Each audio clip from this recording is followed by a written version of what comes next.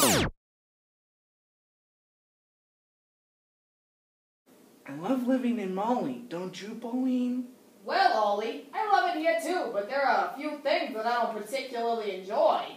What would those things be? Well, my major problem is that I have no idea how to protect myself from all the floods we get.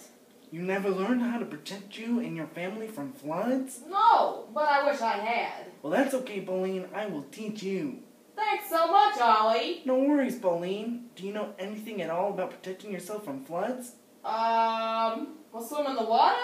No, never get in the flood water. Why would you want to do that? I mean, it's water. Well, I know it's water, but even though the water may appear to be very shallow, it's not always the case. That makes a lot of sense now that you say that. Is there anything else that you can do before a flood to help keep you prepared? I'm glad you asked. One major thing you can do with your family to be prepared for a flood is to set up a family disaster plan that includes supplies you may need during a flood. That's a very smart idea.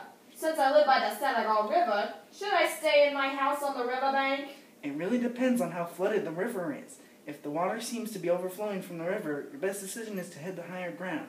But if it seems that the river water doesn't seem to be filling up very fast, you should try and wait it out in your house. That is very smart of you, Ollie. Thank you, Pauline. You also have to remember that if you happen to be outside when a flood happens, you need to make sure to get to high ground. Why would you want to get to high ground? You would want to get to high ground because water runs downhill. And if you were to go in a valley, all the water would collect there and you would risk drowning yourself and your family. That makes so much sense. Is there anything else I need to know? Nope, these are all the basics you need to know in flood safety.